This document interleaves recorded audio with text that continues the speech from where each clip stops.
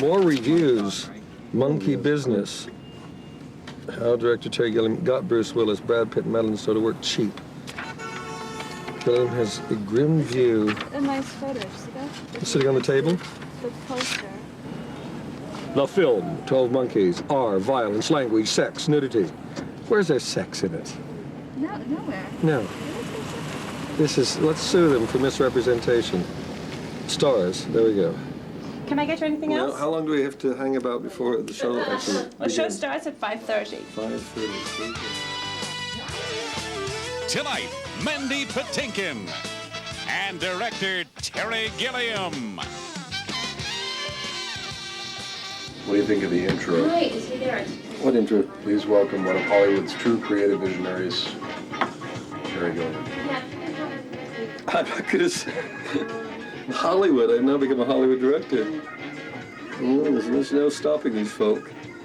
Ladies and gentlemen, our next guest was one of the founding members of Monty Python and has since gone on to direct such films as Brazil, The Fisher King, and now 12 Monkeys, which opens today. Please welcome one of Hollywood's true creative visionaries, Terry Gilliam.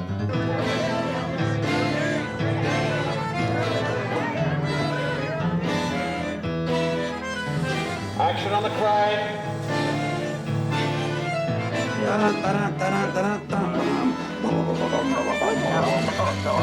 I don't know anything about monkey or...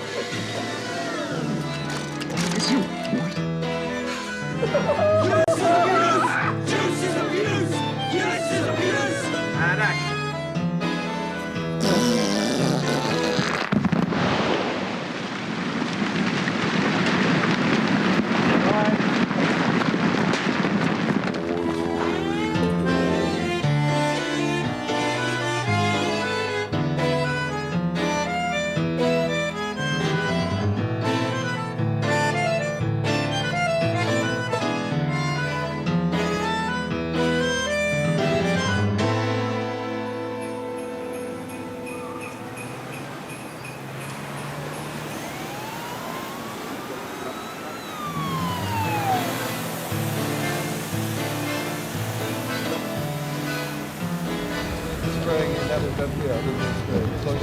So even those windows, you can hit those. In November of 1994, Terry Gilliam began production on what he calls his 7.5 feature film, 12 Monkeys. Although he normally develops his own projects and works on the fringes of the Hollywood system, Terry comes to 12 Monkeys as a director for hire. He's now part of a commercial film package that includes someone else's script, major studio financing, and some of Hollywood's most powerful stars. There's a side of me that's just permanently sick to my stomach, feeling I'm being dragged into the abyss of success and that system.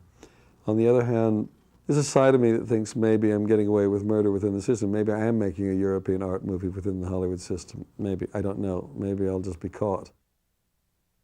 Terry's movies are too big in scope to be anything but films that are intended for a broad audience. And as much as Terry might not want to be in the Hollywood system, he knows he's never going to be able to get the kind of money he wants to make those hugely ambitious movies that his vision is without somehow involving the studio system. So that's the paradox, isn't it? Terry's experiences in Hollywood have not always been pleasant. In 1985, Terry delivered Brazil to Universal. Universal didn't like the film and decided to shorten it and try out a happier ending. Though Terry didn't have final cut, he thought he'd have the final word and made the Battle of Brazil public. He placed a full-page ad in Variety. He arranged illegal screenings for the LA Critics Circle. When the film won the LA Critics Best Picture Award, Universal released Terry's version of Brazil.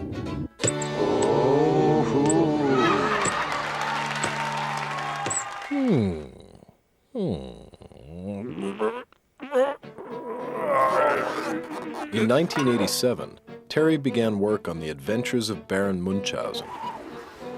The production was plagued with disasters and expensive ideas.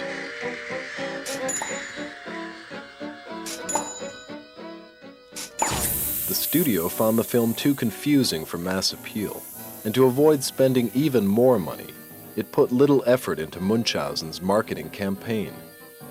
As a result, the film floundered at the box office, and Terry was left with a bad reputation in Hollywood. After Munchausen, I just went into a big depression about filmmaking, period. And then Fisher King came along, and it was a script, the first one that I hadn't been involved in the writing of, and I really liked it. And it was the easiest film I've ever made, and one of the most enjoyable. And it was successful. Very dangerous stuff, this. And then I went and got a Hollywood agent. And now I've got a Hollywood lawyer as well. There's an ironic aspect to this whole thing because, you know, Brazil was made for Universal Pictures. On the other hand, I'm in a situation on this film where I got final cut. I got control of it. And that's all I've ever wanted, is control of it. And I seem to have it on this one. Terry's asked us to make a documentary about the making of 12 Monkeys. The boys, the gentlemen, the artists, the documentarians. It's the big moment. It's the birth of a great documentary. He's jokingly suggested that if anything should go wrong, at least this time he'll have witnesses.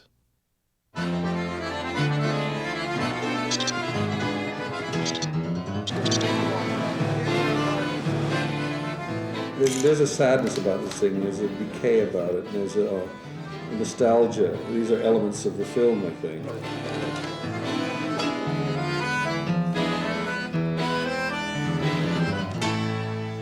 What is nice about this is just the monotonous, forever going in a circle.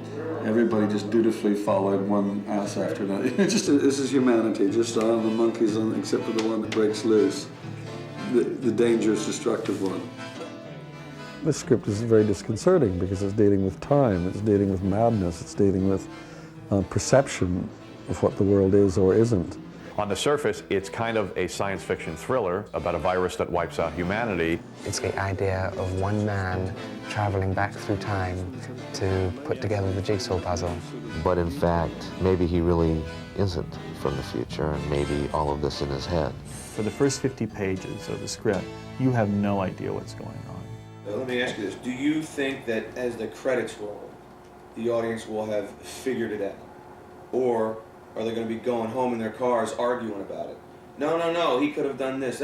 I wonder if, do we want to make the answer clear enough that they can figure it out that night on the way home, or that it just remains ambiguous? The studio's been very strange on it because they put a cap on it because they feel it, at the time, I think they feel it's an art movie. They don't know what to make of it. It doesn't fit in any genre or mold that makes sense to them. And it was really only when I got Bruce involved, Bruce Willis, that it became a more viable project. They're obsessed about things like opening weekend, and someone like Bruce guarantees an opening weekend. And so with him, it became definite.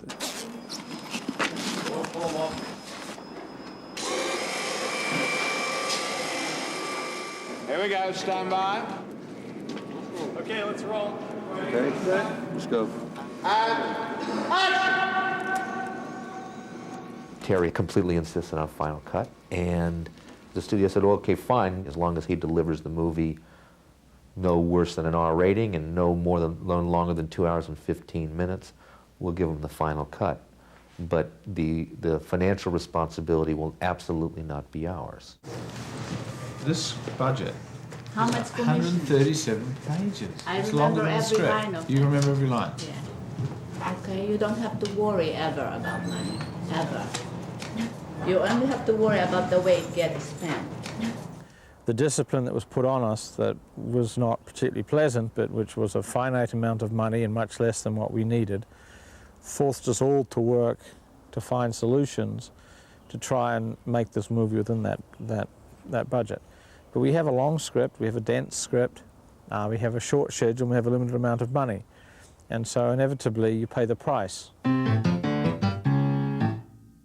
The first bear that Terry chose was a rip-off. I mean, not the bear, but the owner of the bear was asking something ludicrous. Because the plasterers are $350 a day. The driver is costing $2,800 a week. Well, the Marx Brothers for $10,000, the image of them. We could purchase either one of them for their rock bottom price of $7,500. This thing right now, I had it bid, it was at $20,000 just for this.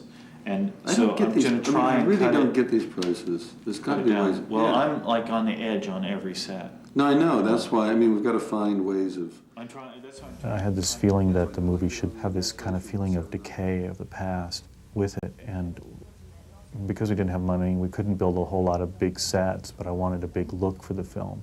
So we decided to use old power plants, old crumbling buildings, and kind of show the decay of civilization within the 1990s as well as in the year 2035. I can see, now, here's what we got to do is, that thing is going to have to go below. Yours is really going to be attached on that. Just stand. So when we got there and we started talking about, well, that machine could be this, you know, and then they started working the script around things we found. The time machine sequence in the script was originally, I think, about 2 lines. Coal is wheeled on a gurney and put into a steel tube. And as we were wandering around these power stations in Philly and looking at these gigantic turbines and these huge, this massive machinery, I just felt we got to make a time machine. And so I convinced everybody, let's go for it and let's create a massive time machine.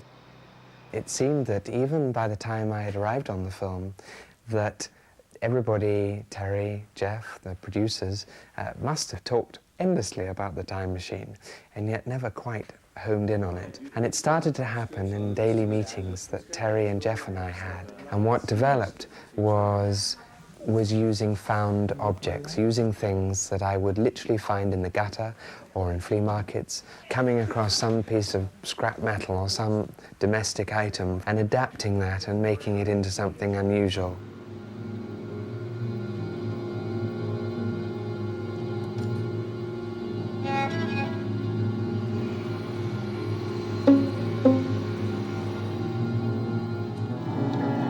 Well, I became more and more obsessed as I was through this whole film about, condoms and bubbles and sealing, the boy in the bubble, sealing things from other things.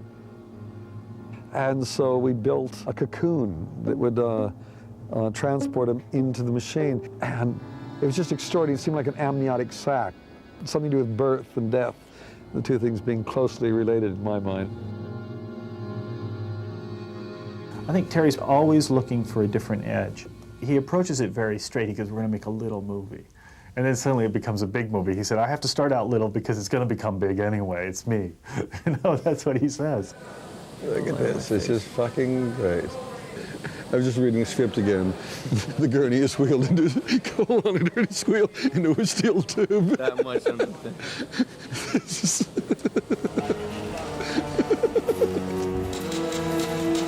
No mistakes this time, Cole. Stay alert. Keep your eyes open. Good thinking about the spider, Cole. Try to do something like that again. I think when we did the time machine, the set looked like the theatrical set in a strange way. But this is silly. This isn't intimidating. This isn't worrying. This is silly and it's funny. Actually, I suppose it's like, late in life trying to learn to be a director is what I'm trying to teach myself. How do you become a director when it's not your stuff? And so you try to make it yours. It is harder doing other people's scripts because I feel a great responsibility to the writers. And I fight making it a Terry Gilliam film. We want Bruce! We want Bruce! We want Bruce! We want Bruce! We want Bruce! We want Bruce! We want Bruce! We want Bruce! One of the challenges in making 12 Monkeys a Terry Gilliam film is overcoming the image of some of the actors involved. Can't just barge in on him. He's very well known. He's been the target of animal rights activists. Security, guards, gates, alarms, Okay. This is madness. Terry never worried about Madeline Stowe. He chose her for her versatility as an actor and immediately feels comfortable with her grasp on the role. Bruce Willis is a different story. Bruce normally appears in Bruce Willis films. Audiences go to see his films not because of the director, but because they know what to expect from Bruce. So just as I'm in mid-flight, or as Terry's in mid-flight, Chuck, you're going to open up. Boom, I cut just like that. Boom. There we go. Bruce and Terry are trying to do something different, trying to tone down the die-hard image and create a more vulnerable character. Look a bit closer to camera. Into the lens, even. Try it. Are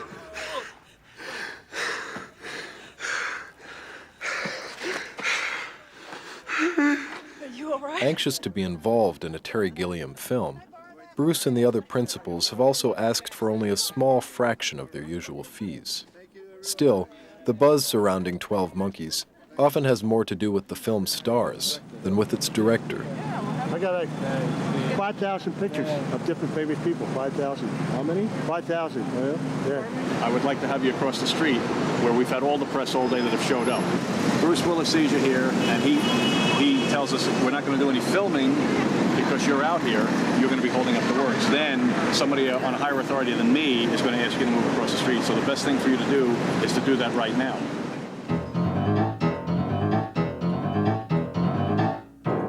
Now she walks on the set carrying a framed picture of Brad Pitt with her and gets past that incredible security we have here. Now, I go outside for a cup of coffee. I can't get back in. But we got wandering the building. They got him. I think it's fortuitous on the producers' parts to have signed Brad Pitt when they did.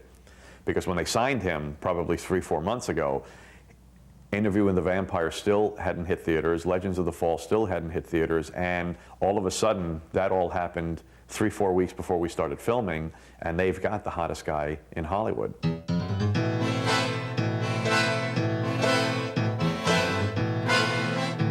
So, I mean, that'll give time for Roz and Joey to get up and make their way over there. And once everybody's over there, then back comes the Pied Piper. Right.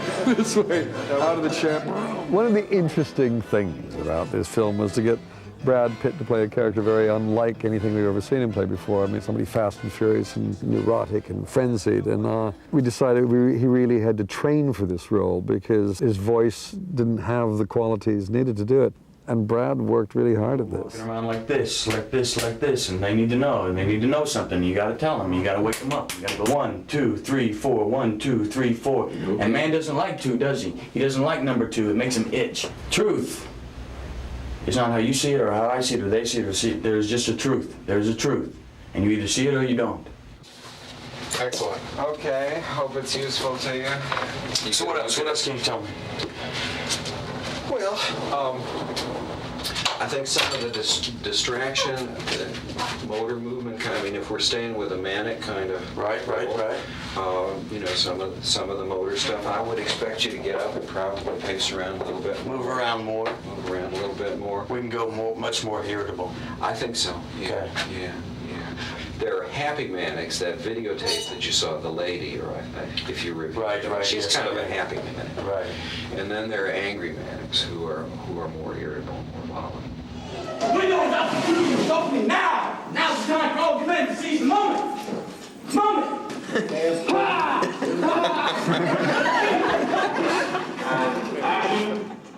And the opportunities, they offer. Oh, they really dosed Jim. Major load. I mean, we know we've got big name stars to open the film. Whether it opens it the right way, it lets the audience know what they're in for, that's something else. I'm more worried about the first couple previews we're going to have when the studio sees it and the audience sees it and everybody panics.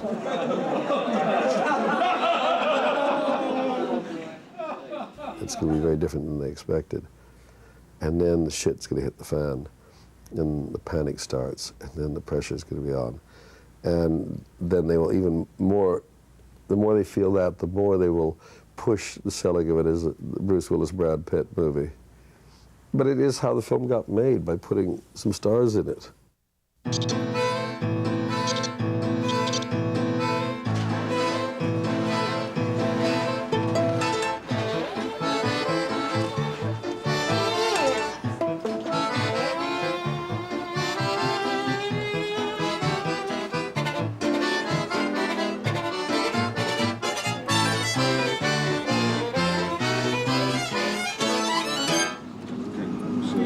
where are you going, the camera truck?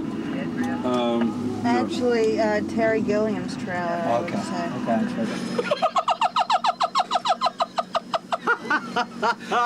It's breathtaking. Can't go wrong with this. This one, there's the sandwich really well identified. Look at it. Look at it. Oh. It's unbearable. Unbelievable. Great. Does it work? Yes, of course it works. It's great. It's really funny. Good, we're glad we give you a laugh.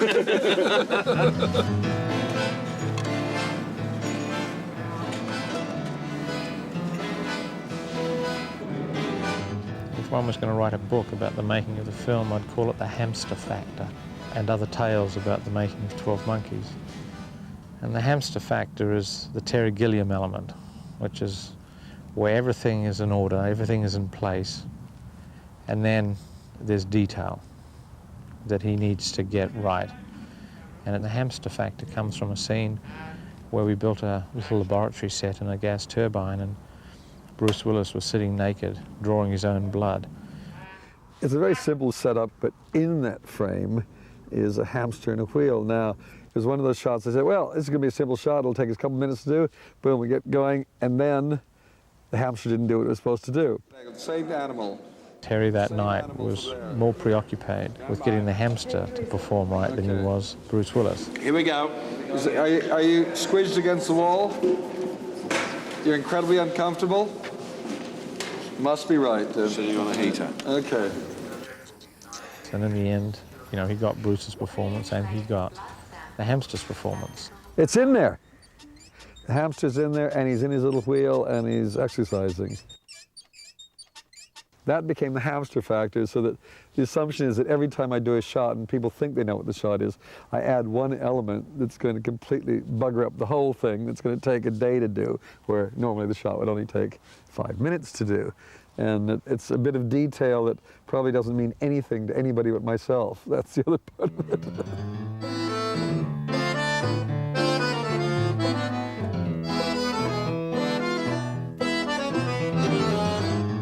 There's not a lot of really good information down there. Oh, fuck. Can't work out how they work. No, come on, I can't work the focus on it. That's in focus there.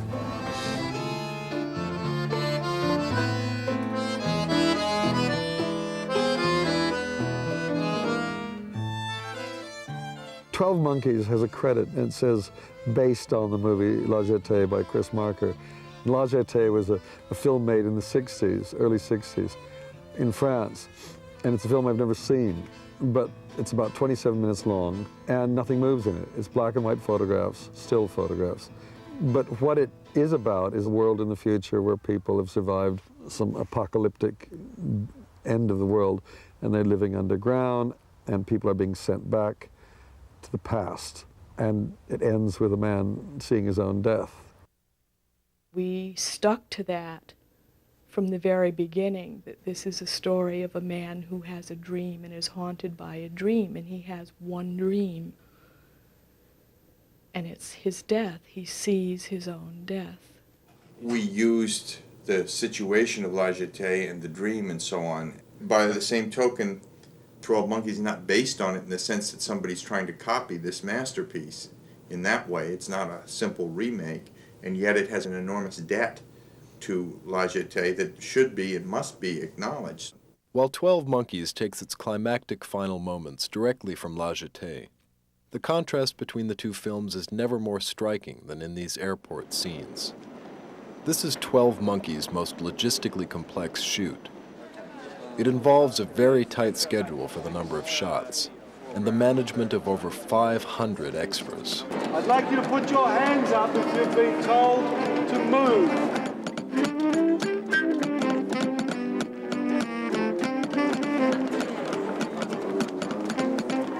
Philadelphia Police, Airport Security. Raise your hand, please. And you're going to come through. Background action. And action. Get that guy out of there. Nah, tons of them. Have a million Japanese. No, I was talking about the Japanese are the only thing I like. Everybody else is nothing. Still going through.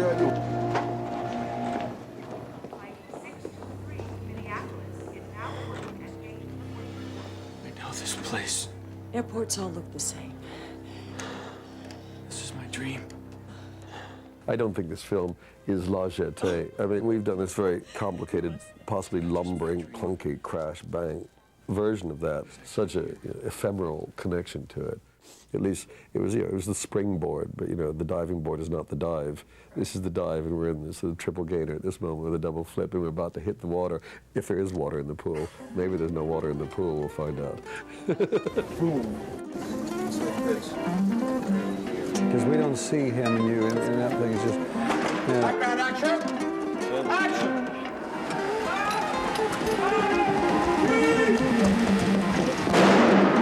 Cut. I am the man who shoots Bruce Willis. I am the man who shoots Bruce Willis. And I go, stop, police. Actually, Bruce Willis has, I don't think, ever been killed in a film before either. It's never been done before.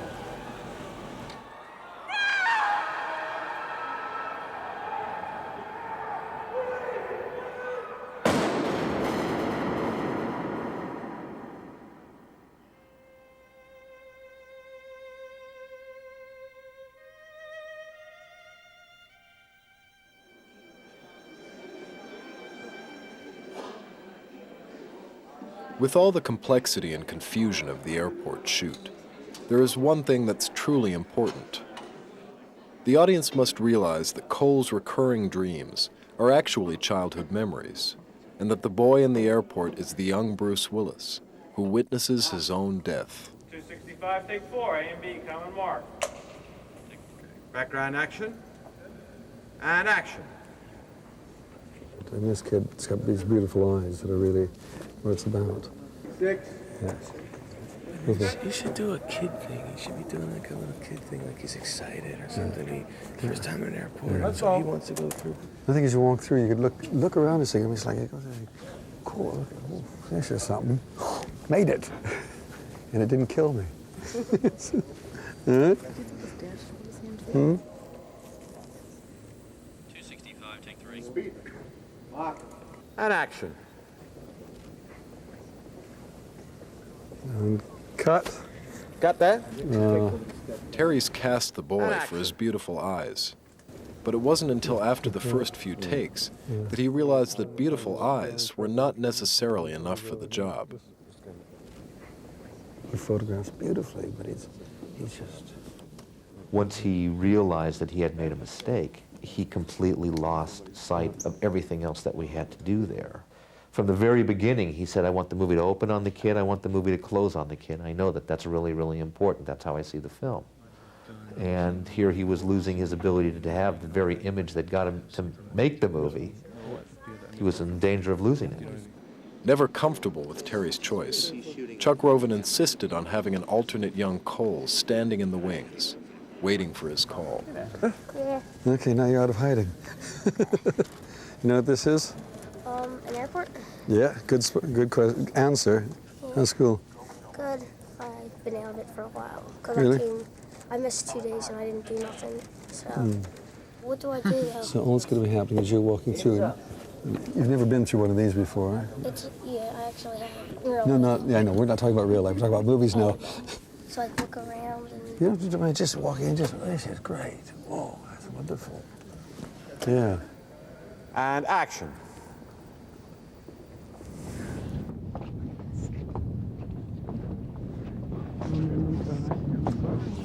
Brilliant. Look down, yeah. Got that? Yeah, it was good. Yeah. Checking the gates on that one, guys. Terry's very, very specific about the images that he has in his mind. Sometimes images become the crutch on which he rests, so sometimes he misses the theme or the point of the characters or the script and relies upon his visual solutions.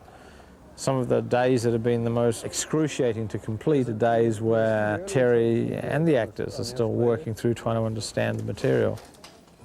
One of the things that he told me that I believed him because I saw it happen was that his life somehow starts to shape itself so that he's suffering from the same things that his lead character is. And action. So if you've got Bruce Willis in the film losing his focus and not knowing what's real and not real, Terry as a director, I knew at some point he was going to lose his focus on the movie, and he was not going to know what was important and what wasn't important, or begin to be a little shaky about it.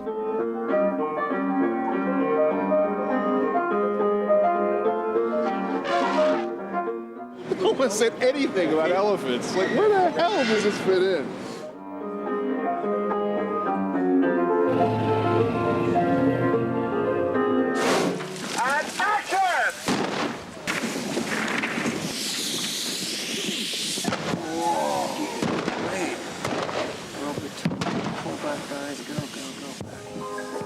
Who's mad? Is Cole mad? Or, as Riley begins to think at the beginning, then she thinks she's mad. Who's mad? Is Terry mad? Probably, very.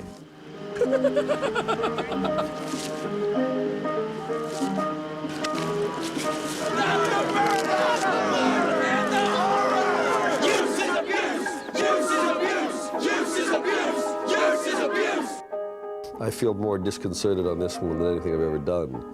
It's like, it's kind of a feeling of not sure what we're doing. Oh, God, I wish we were going here. I don't understand! All right, cut it. Okay, cut that. What happened down there? What happened? I mean, something totally different happened that time. This always happens with my stuff, is that the nature of the film, or the essence of the film, becomes what the making of it's about. Go, go, go, go, go! It's a biggish film with some big stars in it, so it should have bigness to it, but it doesn't. It's all in the little pieces. It's a film about pieces. But I can see an image of her, and you think, oh, poor helpless thing, and then she goes wham, and it's so violent, and you're thrown back, and then she's got you. She was just doing it, and she hits you the second one, that one, the roundhouse, and then she's on you. Is that? Okay, I don't agree. I mean, I'll certainly do it. I'll try it. I think we have a can of worms here, is that she's a frail woman. That's why I was saying give her a weapon or something, because I could stand here. She could kick me 8 fucking times, and I wouldn't really be going anywhere. I'll do anything to make a movie. You in focus on that one? Oh, yeah. That's what it's like. Midway through the production, Terry goes horseback riding and suffers a near-fatal accident. On his first day back to the set, he jokes that if his ability to manage a production is anything like his ability to control a horse, then the film's in serious trouble. I don't have a clue what the film is anymore. I've lost it totally. I mean, I just know we do one scene after another, and we try to make the scenes as good as we can. But as far as having a real sense of where we are, I'm not certain, because it's kind of like we got all the pieces. We're making pieces of the jigsaw. Each one we make, and that's beautiful. And there's that one over here that we do. And I'm just worried about how it all goes together. With time and money running low, Terry focuses all his anxieties on the interrogation room, the film's last futuristic set. For months now, the crew has been working steadily here, trying to realize Terry's ideas for the room, although no one seems clear on exactly what those ideas are. What is clear is that the room includes the production's most expensive piece of set design, the video ball. A little faster. Fearing that the arm which supports the ball is not capable of smooth motion, the producers have arrived for a surprise inspection.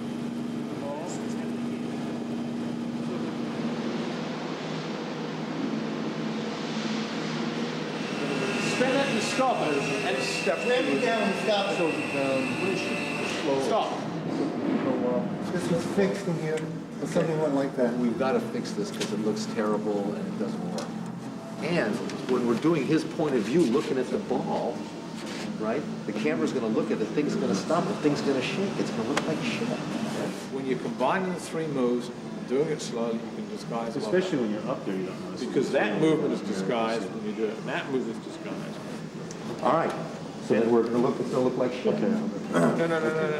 If we can, Chuck. We have to figure out. Why don't you guys keep rehearsing on it? You gotta do. Because I think it gets better, but sometimes it shook and sometimes it didn't. That's not what he's saying. He's saying it's always going to shake. When it shakes just a little there, it's amplified because of the distance. Well, we need it not to shake, so we got to try and do a I little. don't know. I think it's a very disjointed kind of crew. It isn't like everybody's completely united in our approach to how we're making this film. Such a fear around this place. Fear seems to permeate Hollywood filmmaking. There seems to be too much desire to please the director or please the star. But we want to please you, Terry. I said, I'm not interested in pleasing me. I'm not interested in you pleasing me. I'm interested in you doing what's best for the film. And that may not please me. I may be the problem. At lunch today, hovering over a scale model of the video ball, Terry, the producers, and the special effects team shout at the top of their lungs. We're afraid to turn the camera in their direction. From somewhere behind the fruit salad, we hear Terry tell Chuck Roven that he should find someone else to direct this film. Terry spends the next hour locked in his trailer.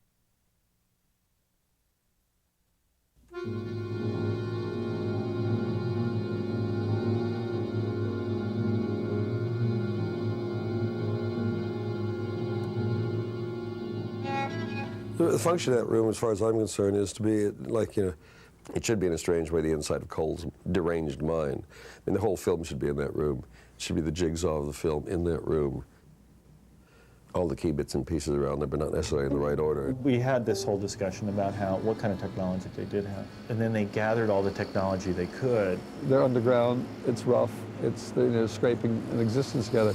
That everything that they have in the future is based on pre-1996 technology. We're dealing with the future, but we certainly didn't want anything to look Star Trekian. So I wanted angles and strange shapes and a thing that you couldn't quite make sense of. Nothing is too slick, nothing is streamlined, everything's got a damp stain, everything's a little rusty. Everything always relates to something else, so you feel sort of comfortable in a way in the room. Where he's communicating to people, not directly, but through these videos. It's kind of like distances. They seem to be pack rats. Is it a future where a table that they sit at It's meant to be a is, They're trying to piece together exactly like what happened. If you're doing a scientist in a lab coat with a plastic cover on it that says, don't touch me. Cut!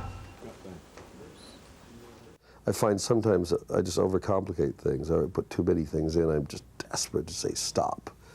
I've encouraged people to go for too much detail, and they've lost track of just the basic narrative, the key information that has to come through. And it just seems to be impossible to communicate what we need in the room. The script dictates certain things, and it's just getting basic information across the film. It's like I've set this machine in motion, because in all the pre-production meetings I'm saying I want this, that, and I want dwarves, and I want giants, and I want that. And so everybody goes out there, does it, and then on the day, there they are, 10,000 of them doing stuff. And what have I done? Stop, and it's too late. I mean, the machine is just running over you. I'm assuming that's it. Okay, all right. We can put it down low. And action. Close your eyes, Cole. Tell us in detail what you've seen in this room. Tell us about the newspapers. Can you hear my voice? How old were you when you left the surface? What does he look like, the man who just spoke? Were you alone when you left the surface? Come on, Cole. Where were you? How old were you when you left? Cut. You said, and I just want to make sure, was it that you were depressed or frustrated or? All of those things are there all the time. But the reality of making films for me is just hard work and disappointment that I can't actually achieve what I can imagine.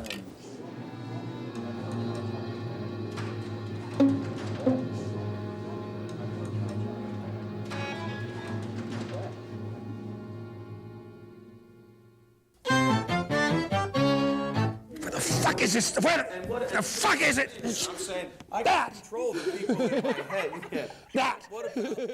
While much time and energy is spent on the more visually bizarre scenes, the real dramatic work of 12 Monkeys takes place in relatively mundane environments. It is in these scenes that the relationship between Cole and Rayleigh slowly develops. I'm mentally ill. I imagine these things, these people in my head. They're not real to me. For Terry, the subtlety of Bruce's performance is the most critical aspect of these scenes. Bruce must appear both tough and vulnerable, rational and delusional. But you're still rational. You're still following a logical path of questioning, like a doctor would. I'm trying to. Well, but a lot more than I am. I'm just fielding these things not very well. I'm not. Except I mean, on the other hand, you're starting out with the thought that you understand what's wrong. You're mentally divergent. You're mad. That's bullshit. I'm just. No, but I think that's what you're starting with, the idea that you're mentally divergent at the start, that you think you're insane. And she keeps throwing things at you. They're saying, you're not insane. These things happen. No, they couldn't have happened. I'm mad. This is all in my mind. It's not your mind. Look at this. Look at this. Look at this. Actually, the stuff we'd done in the car the other day, it didn't have, I just felt it was a bit flat. It didn't have, something, it was too flat. Yeah, it needs, that's why I think anger or a kind of bitterness in there, but not whiny. We were just going along with it. Oh, because wait, I'm sorry. We're talking about... I'm thinking about two different things. Yeah. You're not talking about the stuff we did the other day. No, I'm talking about that little... Flat. That's not flat. This was flat because I fucking didn't want it. No. I knew it wasn't... Yeah, no, that was... Oh, that God. that I one. thought you were that whole day we were shooting That's what I'm talking about. That one where you jump out of the car. But that was told that wouldn't be used. Yeah. Well, you made sure it wasn't. Bruce and Madeline's most dramatic scenes take place on the road. From the first day of the production, Terry's been dreading these car shots. They're visually dull, and it's difficult to communicate with the actors during a take. But Terry's determined to capture the right emotional intensity from these scenes. Ain't this the life?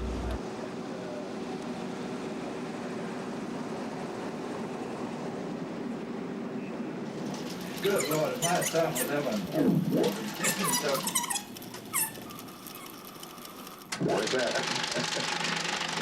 Yeah. As the shoot progresses, the film's editor, Mick Audsley, has already begun piecing together the puzzle of 12 Monkeys. The firing system. The film editor's job is not simply to edit the film, but also to troubleshoot for the director.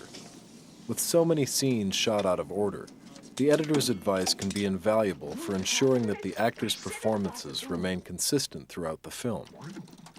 As it happens, the driving shots have also been a problem area for the editorial staff. Hello. Hi, Terry. Oh, I'm sorry. I'm not actually on that yet. Okay. It's still in the numbering machine, I think. Shall I drop everything? Right. Well, let me have a close encounter with it, because I'm hot onto that reel. It's called the reel from hell in here. Wait, stop. Here, right here. Terry and I shared a concern early on about that whole area, which was why we called it the reel from hell, because it was bang in the middle of the film. It's a transitional part of the film, and the logic of Rayleigh's character, I think, is most under scrutiny at that point. Cole is, he's the aggressive one. So we had to create a situation where she is both terrified and yet magnetized to him in some way. We had concerns about Bruce. I mean, occasionally he would veer off perhaps into an area which wasn't useful to this film, and we'd be concerned about monitoring that and bringing it back on board again. People don't know what you have. It's all going to be gone. You see? Fascinating, isn't it? Well, I think we nailed it. It's great. I thought he was very good on his close-up. I mean, in a way, when he does that, you think, oh, he's when he nails it, you sort of think, I mean, there's a sort of shyness and toughness in conflict. I think it's wonderful seeing this man sentimental, because it confuses you as to whether this, as whether it is a truly felt emotion or he's barking mad. I'm sure the reel from hell will be the one we love in the end. Exactly. Yeah, absolutely. Please do. And I mean, the alarm bells aren't ringing. As foggy as it is in here, the sense is that something's happening. All right, Terry. Take care. Bye.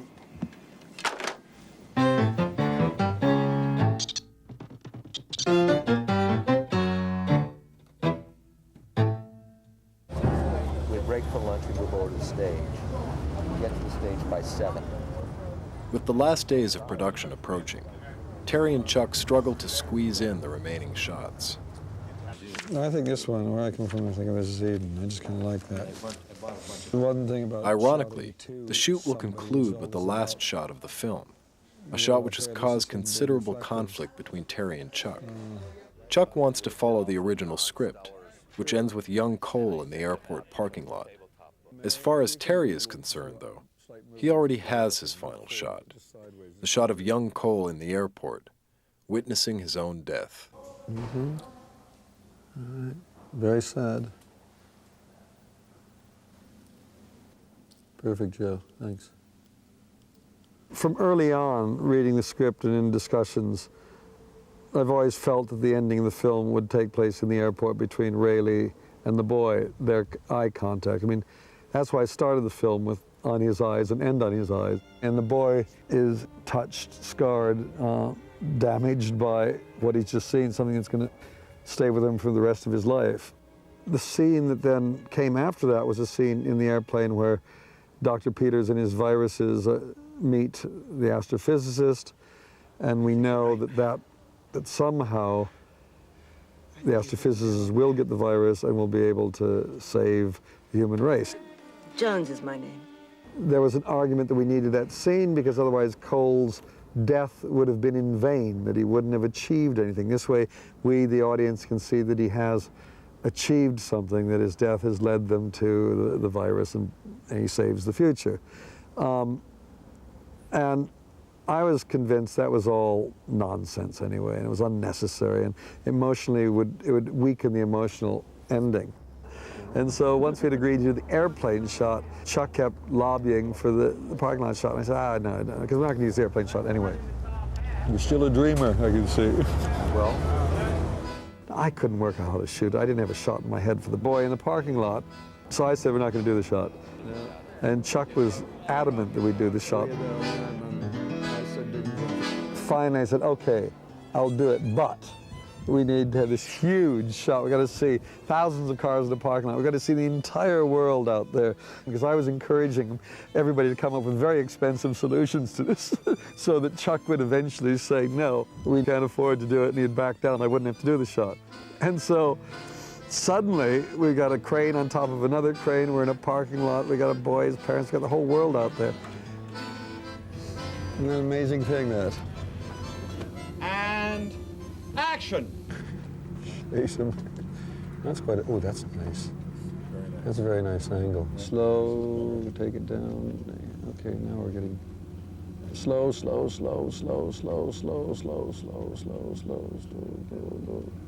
That's a strong shot. So that shot got in, and the shot wouldn't have been made had not Chuck persisted, and me being just spiteful and coming up with the most expensive solutions, hoping that it wouldn't happen. But the result is a really good shot.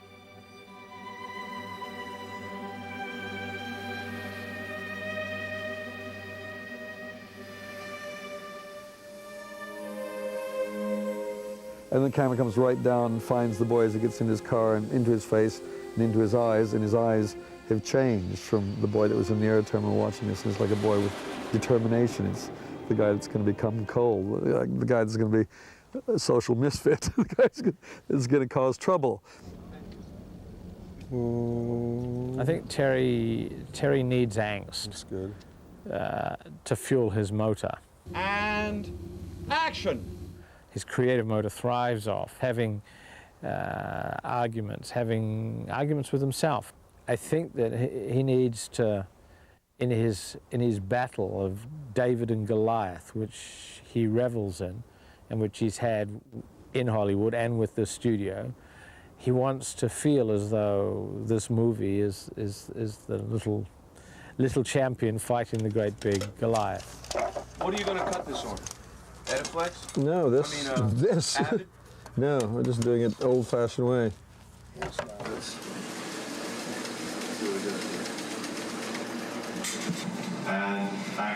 Okay, you were standing there looking at the moon, you were splashing through the water, and then what? I'm kind of waiting now to go in the editing room and see what we've really got here. It's now just putting the last pieces of the jigsaw together. No. Look, you're right. I am mentally ill. I imagined all these things, these people. I know they're not real. I begin to think in the end that if it at least works on the love story, then we're okay. But the building up of how we build up the dreams and Cole's character, how we build up sympathy for him and a reason for her to be attracted to him. Those are the things I'm still not certain about.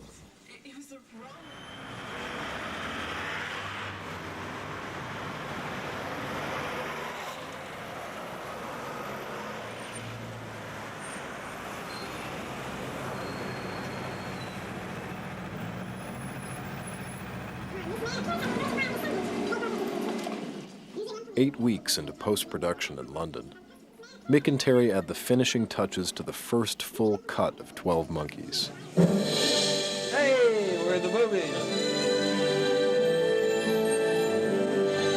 Why do we then disappoint so many people so badly? And then it goes black. Universal Pictures presents. Man. I think we should actually start with an announcement. Yes. It should be the first on this thing we should hear.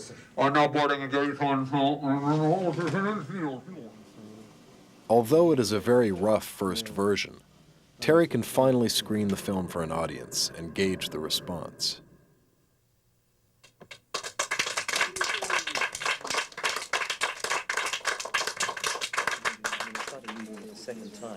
I mean, I'll show it in England a lot before it's shown over here to try to get friends in. We talk about it, and is it working? Do you understand what's going on? Are you confused? People come in, and then you go and talk about it in a relaxed kind of way. Yeah, I mean, it was, there are so many layers to the film, and I mean, which is good. I mean, you're sitting there the whole time working it out. Did it feel redundant at all? I mean, because that's in a sense, Peter is saying the thing that I worry about too is that maybe we are giving too much away. Because it's getting that balance, trying to get enough information that people feel they're not just in the hands of bad storytellers who don't know what the fuck they're doing. With the first cut as a point of departure, Terry and his creative staff discuss strategies for completing the film within the next 4 months.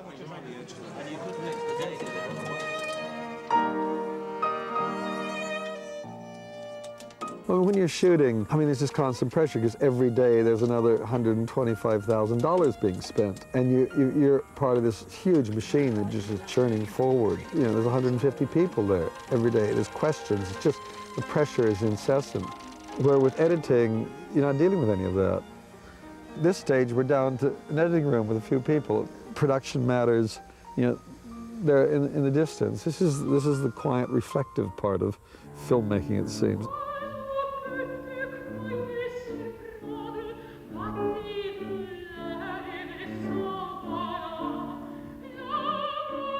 I mean, we're just trying to make something out of these pieces, and it really frees you.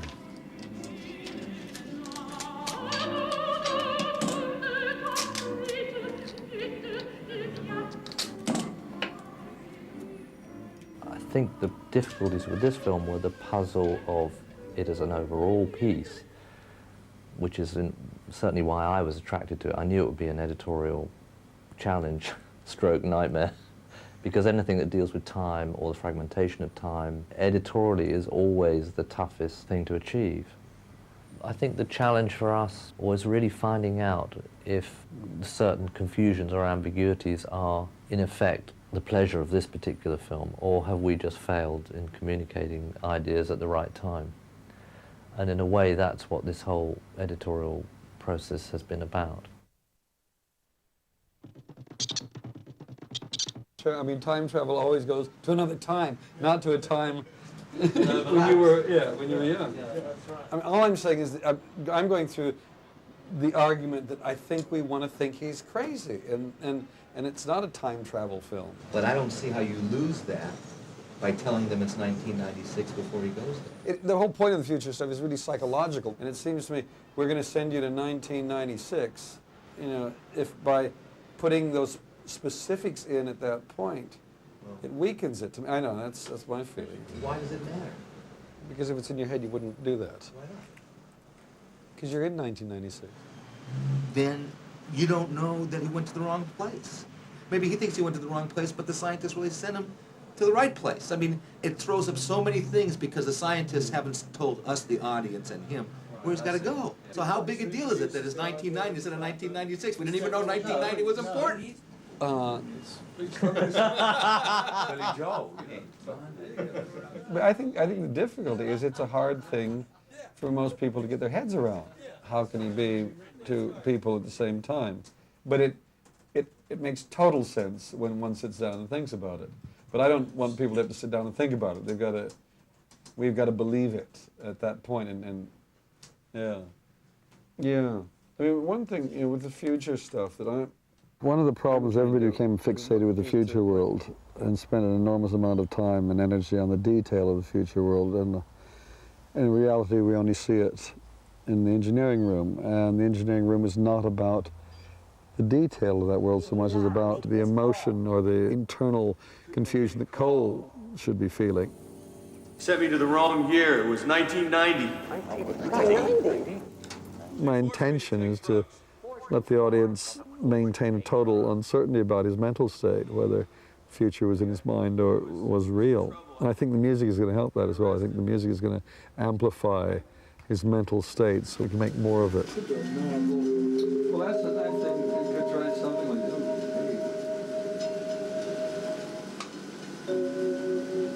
Boom, boom, boom. Yes. Stuff like that. And then there's going to be Cole's theme as he's desperately trying to get out through the molasses of his drugs, trying to reach the door. But one could play counterpoint, the Piazzolla doing all that in the background.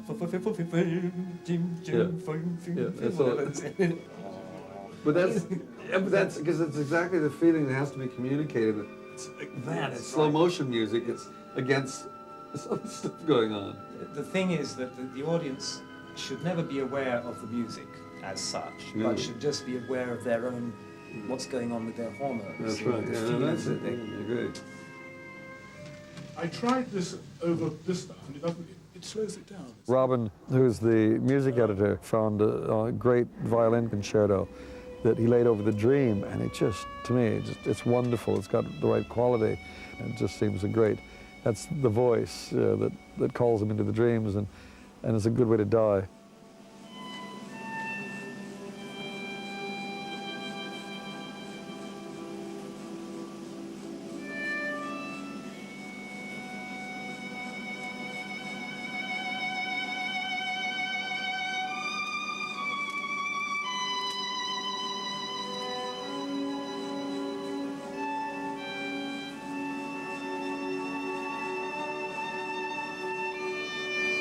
Well, this is the cutting. The editing is beautiful. I mean, the tempo of the cutting. Yeah. That tempo of the piece is absolutely right. I mean, that's the right beat, and that's the right kind of mood. Yeah. I mean, shall we say this is the direction we want to go? Yeah, because it's so simple. It's not cheap sentiment. It's just no, it's not. It's not. Real beautiful, tragic. It's expensive. And but that moment, the moment that's great is when she starts looking for the boy.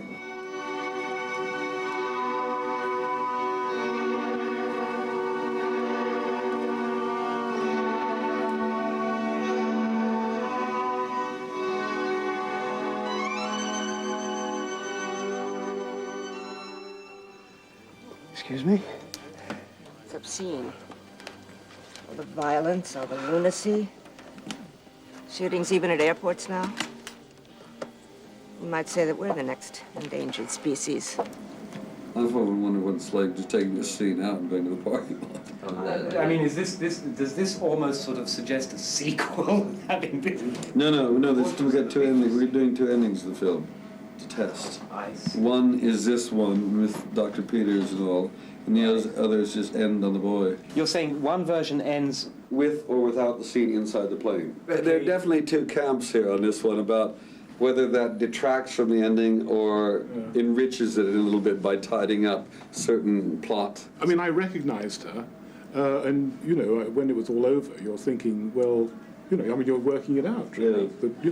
But, they are there, and they're going to save the world. No, she doesn't. She's actually come back from the future. Not clear though. And Cole effectively has led them to this right. Sorry, point. that didn't come through. Didn't come through for me. No. I must say, I got it. Quite a few people don't. They find it opens a whole Pandora's box of questions. Yeah, that's what drives me crazy, is that it's so imprecise that it could be so open to such a different interpretation. I'm constantly pulled because, on one hand, I don't want to confuse people unnecessarily. On the other hand, I don't want to explain things too much, and we're fighting that right now. I mean, whatever I do, I seem to accept the fact that I'm trying to make a film for a broad market's the wrong word, but a broad number of people. I'm trying to communicate to a large number of people. So once you do that, then how far can we push it? How far can we be obscured for the sake of obscurity? So we talked a little bit about the symbol of the Army of the 12 Monkeys. We just feel that graphically there's so much strength involved with that. And we see a sort of wide-ranging campaign, teaser, applications in outdoor, etc. So what we'll do is you'll see a lot of versions of it, the way we want to do it. And we're not really sure how that will work, but we thought as a teaser, a newspaper campaign idea, just this kind of thing. That's great. It's so provocative, and what is it? And then the final payoff, bang. Great. What I kind of liked about this, it's interesting. Yeah. It's sort of rough, and it's been stamped and stenciled, and what is it? They're coming this winter. I think the rougher you make it, the better it is. Yes. The bits go blurred. Absolutely. Yes. The paint didn't get in certain areas. Another idea we had was to do bus sides. And perhaps buses synchronous with each other would have question everything, the future is history, all with that stamp of the monkey in some configuration. And it's again, just to sort of be provocative. And be deliberately obscure. In the early print, it doesn't matter to define what the 12 monkeys are. Because if it works with the trailer and this sort of, confluence of things happen, people will know. And those that don't know, they'll ask. Exactly, it's interesting enough. That's why I think the enigma is what is the good thing. Right. I mean, looking at that page in the newspaper, that's just extraordinary. That's Nobody do anything that simple. It's Jurassic Park. Yeah. It's so ballsy to do that. But it looks like everybody in the industry would say, "What the hell is that?" The idea when we were doing it was that the circle was, that's the rest of it. That's the world going around following each other's tails, relentlessly around and around. The one broke loose. The next group you're going to see are trying to use the likenesses, the three faces in various ways. I kind of like... This is for the Academy Award campaign. Yes, that's right. That's what that looks like. I just love Brad's face in that one. It's so twisted. Oh, wow. This is kind of wild, isn't it? Metropolis. Yeah, Metropolis. Exactly. Yes. Exactly. Sorry. That's actually very good. For some other kind of, again, sort of time travel ideas that we did. Wonderful garish colour. Okay. You needed some concept. That was pretty bizarre. It was pretty bizarre. But this really haunted me. That was striking. I think that's brilliant. Imagine that up big. It would really... We could do that as a newspaper ad, too. What is this? That's a companion. The future is in the hands of a man who has none? Excuse me? Yeah, that's... What is that? It's supposed to be he has no future. It sounds like he has no But it hands sounds like the he way has it's no written. Oh, wow. That is fucking out there. I think that's worth putting on the And I love the tattoo up here, right? Fucking out there. Wow. The audience is going to go to see that. It's going to like this film, I think, aren't they? Yeah. And I don't think... I don't think this will... That just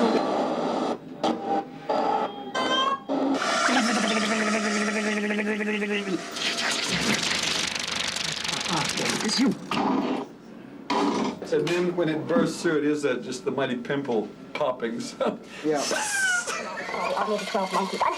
The more we do this, the more it's clear, is it in his head or not? I mean, it's just more ambivalent about what it is. As the days in the cutting room speed by, and the editing process moves closer and closer towards its completion, Terry and his staff focus on the few remaining problems. Even after refining the drama in the driving scenes, and cutting out some of the future world sequences, Terry and Mick still wonder whether they're telling the right story. Terry's most worried about the love story, and is now searching for ways to make Cole and Rayleigh's relationship more believable. A bit more. What it does to me is it makes her more part of the thing. It was so much on him before. Is this real? No, it's a wig. It's a wig. While Terry and Mick still have some critical decisions to make, they must now drop their creative work to prepare for test screenings back in the States. The testing process has never been one of Terry's favorite pursuits. Well, we're going to do Washington, D.C. because everybody says New York is, you know, they're ruthless, vicious there. Yeah. In Washington, we thought they would be nicer, so we thought we'd go to a nice place. It is our intention to send you back to the year 1996. It is our intention to send you back to the year 1996. We have a very advanced program, something very different. We're going to send you back to 1996. Well, if I said the lines are right, that'd be all right. It's pretty well on. A routine step in post-production is the replacing of dialogue recorded on location with new dialogue recorded in the studio. The process is known as looping, or ADR. And possibly play an important role in returning the human race to the surface of the Earth. Spot on, I'd say. Take a look at that. In order to polish the film as much as possible for the test screenings in D.C., Chuck Roven has asked Terry to do the ADR sessions in an uncomfortably short period of time. To make matters worse, no one back in the States has bothered to track down Bruce or Madeline. This is just a waste of time. Tell them we won't ADR for the thing, because this is just until this is done properly. We're not going to rush into it. We're not going to crash around the place. This is just stupid. So I don't get the problem. It's the typical LA thing. You wait till the last moment, then you rush like mad, and everything's a scramble. Everybody feels, you know, everybody feels good because they get a lot of adrenaline going. This is like bullshit.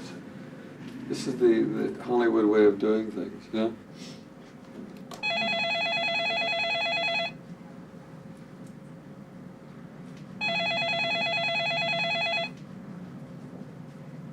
That's all right. It's only got the battery. Hello? Hi, John.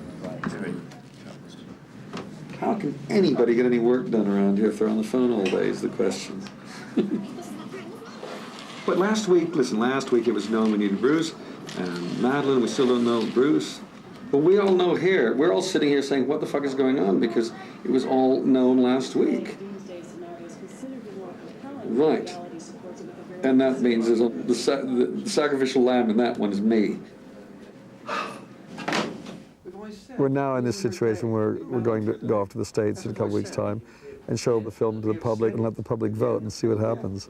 And it's a thing that seems to be standard procedure. You got to do it, so we'll do it. But the minute, though, we start getting screenings coming up, suddenly there's a panic again. And I just try to keep it calm. Yeah, that's how it feels. That's what I still feel like when the phone rings. It's like, oh no.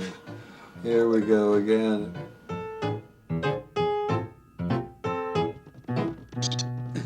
Please check all of the following items that you feel describe the movie. Entertaining, confusing, dull, boring. Action-filled, too violent, well-acted, suspenseful, stupid, dumb. High quality. Heartwarming, different, original. Dramatic, romantic. My age group would enjoy it. That's how I describe it. Predictable, has likable main characters. Has likable main characters. Why do we want them to be likable? Involving, not my kind of music. My age group would enjoy it at That's 46. what I like. Yes, exciting. Now, intelligent. Can we put intelligent in here? How about intelligent? Do you think that's a good one? No. What they sometimes do is thought-provoking. Thought-provoking. I like that one. Thought. What about thought-provoking? Provoking. That's a good one. Just like Die Hard 3. A cerebral feel-good movie. Treats its audience intelligently. Yeah, intelligently. Well, the great thing about Brazil was a lot of them just scroll on there. The people who really obviously got and liked music, no more paperwork. Well, and those were all discounted.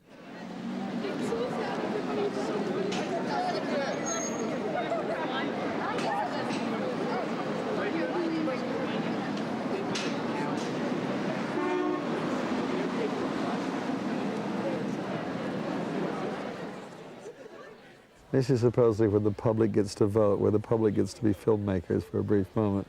So you show the film to the public, they fill out cards, questionnaires about the film, that's how it was begun, and then of course then it became a tool for the studios to cover their ass, for studio executives to cover their ass, because it was this specious scientific methodology that would tell you whether a film was going to play or not play, or would be successful or not. Because so many times you see a thing play and then you look at the results on the cards and they don't seem to match.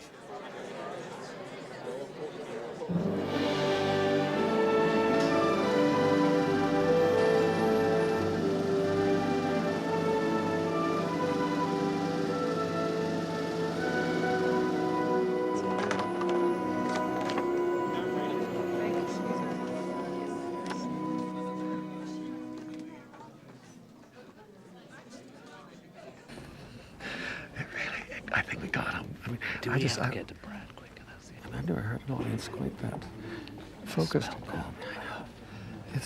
I was watching the thing. I was beginning to think, I can't make sense of this movie. I don't have a fucking clue what's going on here.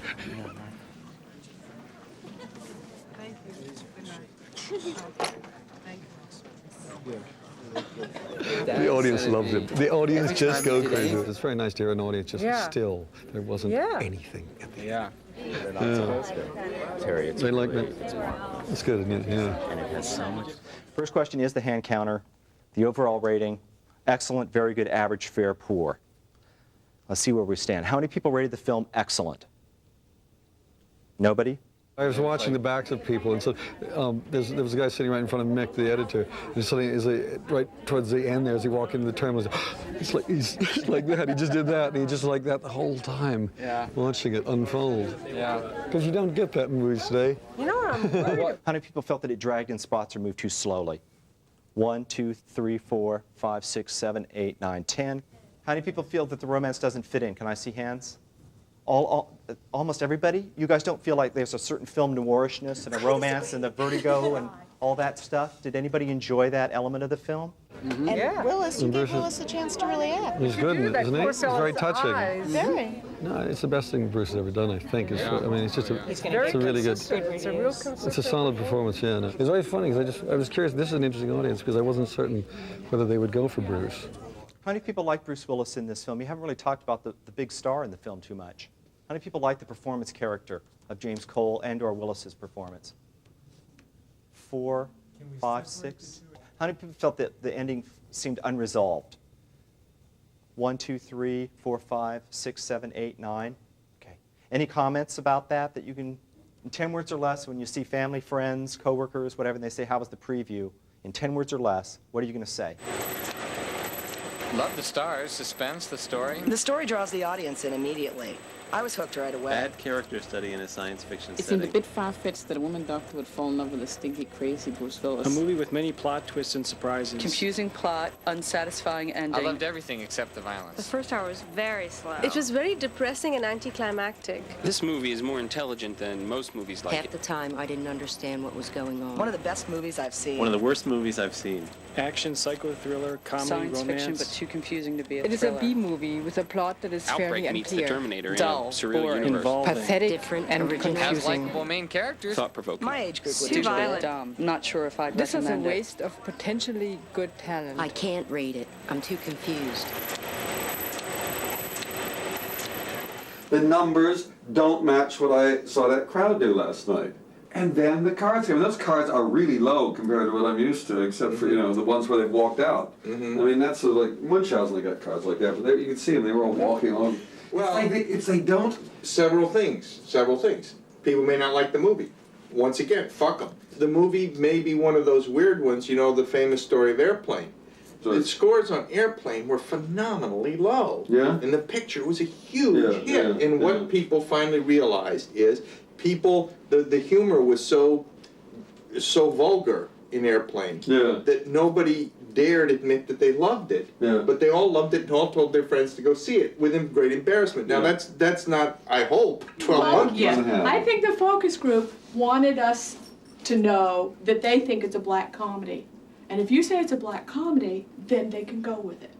People are gonna knock us and try and get us to explain more, and I'm saying that that's not what the audience wants. They want to know what kind of movie it is.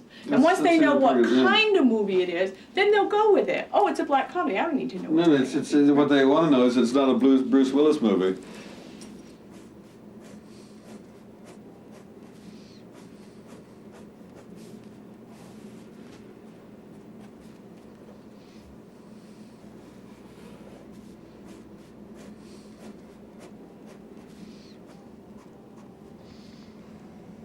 Got to have a smile in front of another smile.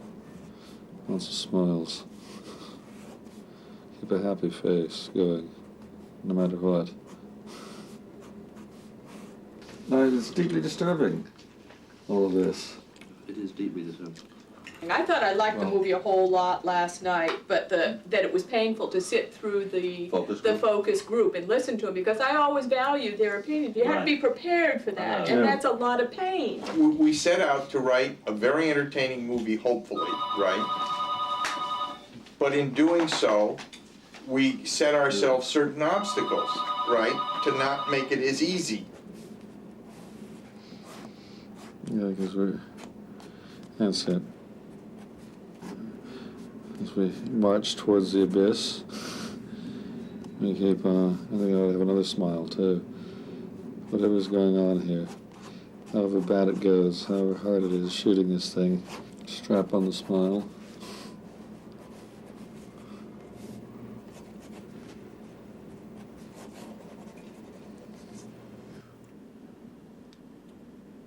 Like I said, you know, you just never know. They hate it. They hate the film we've made.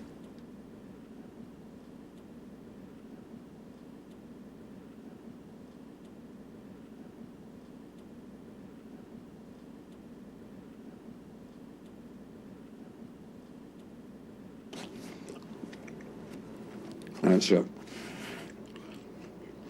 This is very bad. I won't sign this one. It's not up to the proper standards. I know, I'll sign it. I know what else. Alan Smithy. That's the name I use when directors take their name off the film.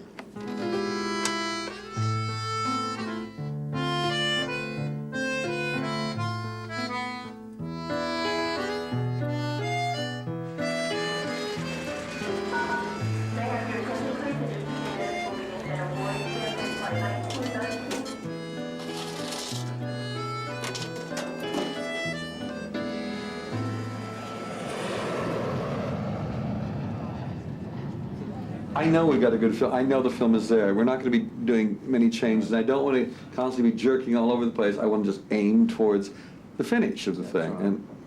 And all these other things are interruptions that, you know, may or may not be informative, but they're constantly, you know, jostling with the main objective, which is to make a film that nobody likes but us. And your only goal is? I mean, inexplicability is what the really good stuff is about. I've never understood the really good films. There's great chunks I don't get. But no, I mean, we're trying to make art, you see. Art never explains itself. I thought I'd wear... Oh, you've got your art is. This T-shirt is appropriate. This is very relevant. What is it? Working on something, Art feeling is you like it, then... Leaving it that way. There are the 12 reels over there. Take it or leave it. You go through this process, and at the end of it, it's supposed to help you make the best possible film. It often doesn't. I mean, there are moments when the film is at its best, and then you go beyond it, and you fuck it. And I've watched that happen too often.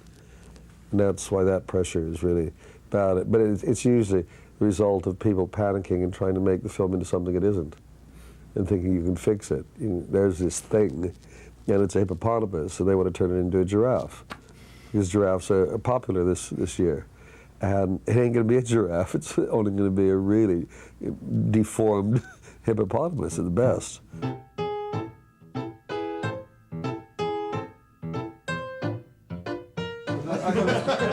a family I thought you were giving me. No. Oh, Mama, Daddy, and that's and I didn't see. Personally, I just like that, or that, the black one where you just... I've always said to the studio, we can't be governed by the numbers. So even though the scores weren't good in that first preview, We all agreed that we believed in the movie, we loved the movie, and what the problem with the movie wasn't going to be solved by huge changes. We sat in that audience for 2 days. We felt that they, by and large, were with the movie. Yet they were coming out of the visual experience not feeling as positive as we felt that they were while watching it. What was that? Why was that? Do you make huge changes? You know? Well, we decided not to.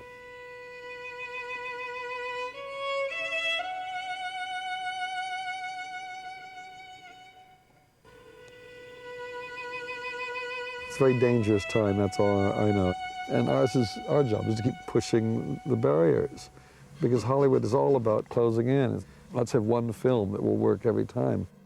So I'm intrigued to make this film successful, because the kind of film it is not considered the material for successful films.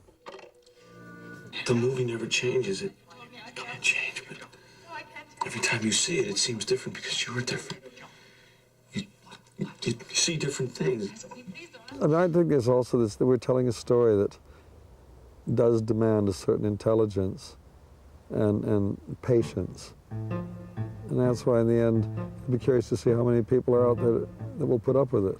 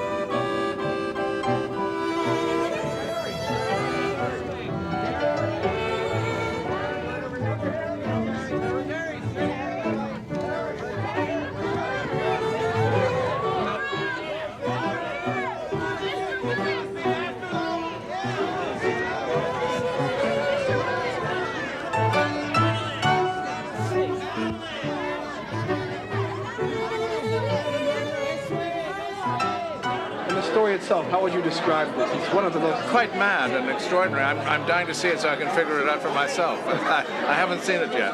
I think it's a love story. I don't know. Other people think it's something else, but I think it's kind of a very twisted love story, so we'll see. How are you celebrating the New Year's this year? Probably by selling this film, probably going out trying to promote it. Do you have any New Year's resolutions? No, never make those. No, because they never are fulfilled.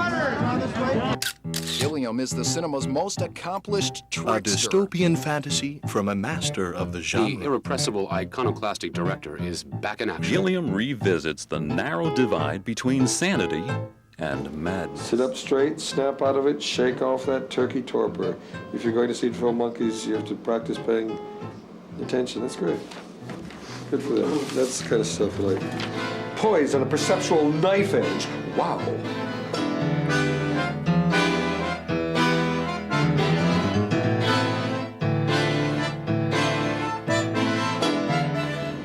Four stars. Where's this? The Village Voice. Willis lifts monkeys above bulky mechanics. There's one we need to read.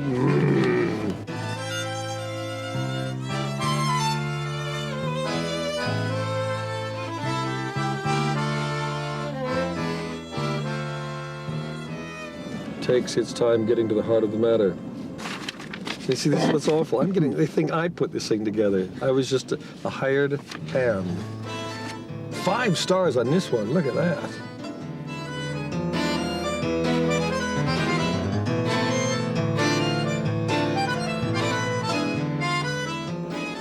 Three stars out of 5? Well, they're mean. Liz, you bitch, Liz. The end result of filmmaking is getting less and less satisfying to me, I suppose. I don't get much out of it. I keep thinking there's going to be these moments of utter joy. Wow, a success. It never feels that way anymore. It's a worrisome thing because it was always, whatever those measures of success were, they were kind of a driving force, and that's gone.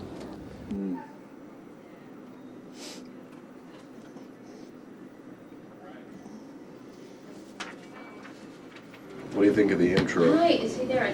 What intro? Please welcome one of Hollywood's true creative visionaries, Terry Gilliam. I'm not gonna say Hollywood. I've now become a Hollywood director. There's no stopping these folk. Ladies and gentlemen, our next guest was one of the founding members of Monty Python and has since gone on to direct such films as Brazil, The Fisher King, and now 12 Monkeys, which opens today. Please welcome one of Hollywood's true creative visionaries, Terry Gilliam. Hollywood. I've now become a Hollywood director.